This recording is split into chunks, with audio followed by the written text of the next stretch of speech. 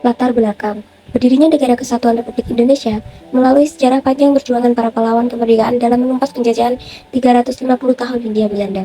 Memasuki fase kemerdekaan atau masa transisi di Indonesia, serentetan kejadian yang melukai negeri juga bukannya tidak terjadi. Pasca kemerdekaan, Indonesia kembali dihadapkan pada banyak pergolakan. Sejarah Indonesia pasca kemerdekaan dapat diruntut berdasarkan garis waktu atau timeline yang terjadi sepanjang masa perjuangan setelah kemerdekaan. Pertengahan 1960-an merupakan masa transisi di Indonesia di mana terjadi pergantian kepemimpinan dari Insinyur Soekarno kepada Jenderal Soeharto, atau kita mengenalnya dengan sebutan Orde Baru. Pergolakan politik terbesar yang terjadi dimulai ketika 7 perwira senior TNI tewas pada 30 September 1965 dengan dugaan dibunuh oleh pemberontakan PKI. Aksi Tritura. Aksi-aksi Tritura pada masa transisi ini terjadi pergolakan politik, militer, hingga lingkup sosial masyarakat. Hal ini terbukti ketika para mahasiswa Jakarta membentuk organisasi federasi bernama Kesatuan Aksi Mahasiswa Indonesia. Berbagai tindakan pemuda dan mahasiswa pada masa transisi ini salah satunya aksi Tritura, di mana ada 3 tuntutan yang disampaikan kepada pemerintah, yaitu pembubaran PKI, pembersihan kabinet dari unsur G30 SPKI, dan penurunan harga atau perbaikan ekonomi. Dualisme kepemimpinan nasional. Dualisme kepemimpinan nasional. Super Semar membuat Soeharto memiliki kuasa sebagai pelaksana pemerintahan, sementara Soekarno sebagai pimpinan pemerintahan. Hal ini menimbulkan dualisme kepemimpinan nasional yang akhirnya menyebabkan pertentangan politik di kalangan masyarakat, sehingga muncullah pendukung Soekarno dan pendukung Soeharto. Demi menjaga keutuhan bangsa, Soekarno menyerahkan kekuasaan pemerintahan kepada pengemban TAP MPRS nomor 9 MPRS 1966. Jenderal Soeharto pada 23 Februari 1967. Pada 7-12 Maret 1967 diselenggarakan sidang istimewa MPRS dengan tema utama mengenai pertanggungjawaban Presiden selaku menandataris MPRS. Super Semar. Surat Perintah 11 Maret atau Super Semar. Surat perintah ini diterbitkan sebagai akibat demonstrasi yang dilakukan pemuda dan mahasiswa pada tanggal 11 Maret 1966, sehingga pemerintah mengadakan sidang kabinet dalam mengatasi krisis. Tujuan dikeluarkannya Super Semar adalah untuk memberi tugas pada Panglima Angkatan Darat saat yang bertugas saat itu adalah Maijen Soeharto untuk memutuskan tindakan apa yang harus dilakukan untuk memulihkan keamanan, ketertiban, dan kestabilan dalam melaksanakan jalannya kehidupan bermasyarakat, berbangsa, dan bernegara. Tokoh di balik perumusan Super Semar adalah Muhammad Yusuf, Amir Mahmud, dan Basuki Rahmat. Berikut yang akan dibahas. 1. Stabilitas politik dan keamanan sebagai dasar pembangunan. 2. Stabilitas penyeragaman. 3. Penerapan dwi-fungsi ABRI. 4. Rehabilitas ekonomi Orde Baru. 5. Kebijakan pembangunan Orde Baru. Stabilitas politik dan keamanan sebagai dasar pembangunan. Presiden Soeharto mempunyai tugas berat untuk menciptakan kondisi keamanan yang kondusif sehingga perekonomian bangsa terangkat. Kegaduhan politik yang terjadi di masa Orde Lama mulai diperbaiki. Hubungan luar negeri yang dahulu renggang mulai ditata kembali oleh pemerintah Orde Baru. Tanggal 27 Maret 1968 dilakukan pelantikan Jenderal Soeharto pengemban TAP MPRS 09 MPRS 1966 sebagai Presiden Republik Indonesia yang kedua.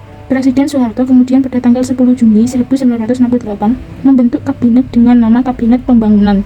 Kabinet ini mempunyai 5 program kerja yang utama atau Pancakrida. Penyederhanaan partai politik berdasarkan pada UU Nomor 3 Tahun 1975 yang mengatur mengenai penyederhanaan jumlah partai. Dengan demikian sehingga ditetapkan hanya 3 peserta yang dapat mengikuti pemilu, yakni PPP, PDI, dan Golkar. Pemerintah Orde Baru tidak menghapuskan partai-partai yang ada. Partai-partai yang ada diminta untuk digabung atau fusi. Penggabungan itu menghasilkan tidak kekuatan sosial politik. Pada pemilu tahun 1971 merupakan pemilu terakhir yang dapat diikuti oleh banyak partai politik. Pemilu 1971 diikuti oleh 10 organisasi peserta pemilu, yaitu Golongan Karya Partai Nahdlatul Ulama, Partai Muslimah Indonesia, Partai Nasional Indonesia, Partai Kristen Indonesia, Partai Politik, Partai Islam Parti, Partai Murba, dan IPGI.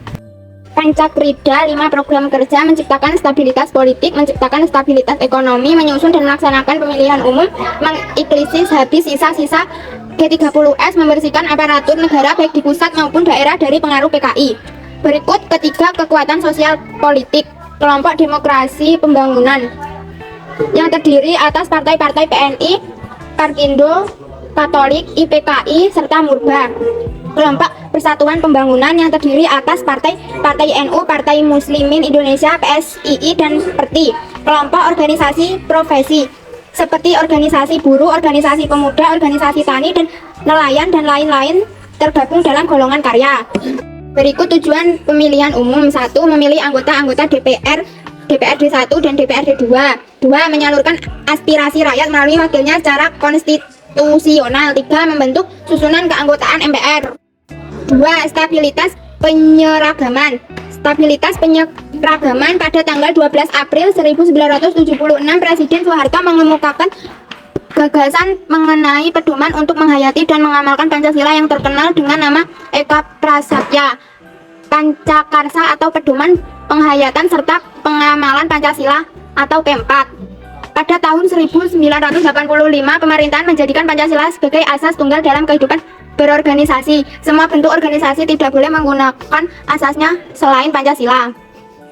Dengan demikian, penataran P4 merupakan suatu bentuk indoktrinasi ideologi, dan Pancasila menjadi bagian dari sistem kepribadian, sistem budaya, dan sistem sosial masyarakat Indonesia. Pancasila merupakan prestasi tertinggi Orde Baru, oleh karena itu semua prestasi lainnya dikaitkan dengan nama Pancasila.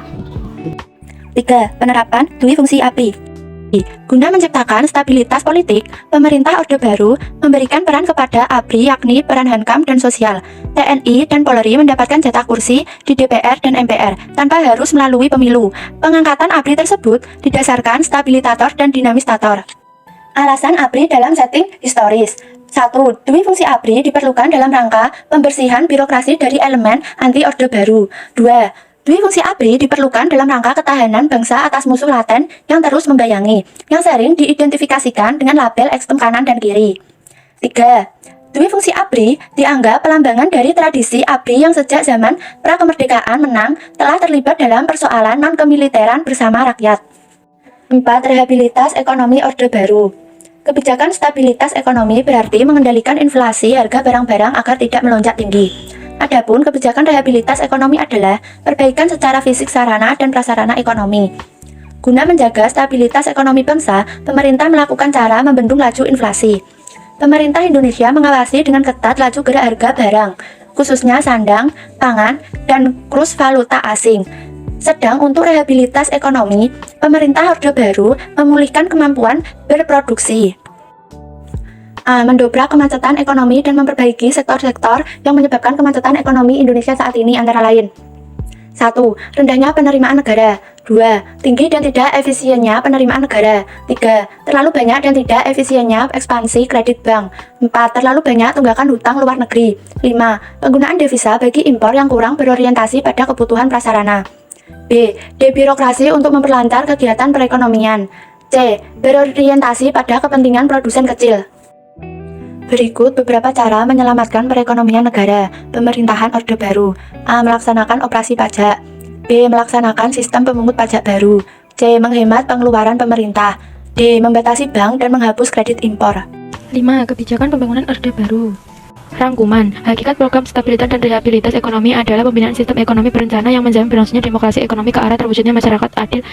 Dan oleh karena itu, pemerintahan Orde Baru merencanakan pembangunan nasional secara berkala dalam segala bidang. Pembangunan nasional mempunyai pedoman yaitu trilogi dan 8 jalur pemerataan.